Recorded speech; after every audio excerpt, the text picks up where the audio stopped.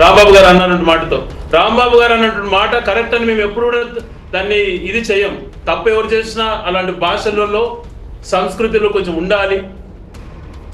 మరి గతంలో మీరు మాట్లాడిన మాటలకు మీకు ఏ శిక్ష చేయాలో ఒకసారి ఆలోచన చేసుకోండి. దాన్ని దృష్టిలో పెట్టుకొని మీరు గతంలో చేసిన తప్పుదం వల్లే కదా ఈరోజు ఇట్లాంటి జరిగాయి.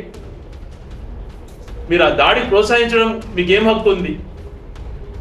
ప్రభుత్వమే చేయించిన పరిస్థితికి దిగజారినప్పుడు ఈ వ్యవస్థల పైన నమ్మకం ఎలా ఉంటుంది?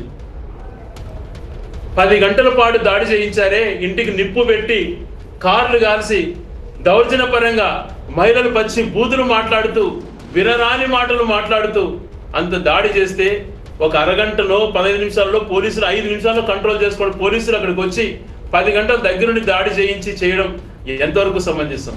ఇది ఏ సిగ్నల్ ఇస్తా అన్నట్టు? నేను అందుకే మొదటి నుంచి అడుగుతున్న అధికారులు కానీ పోలీసు అధికారులు కానీ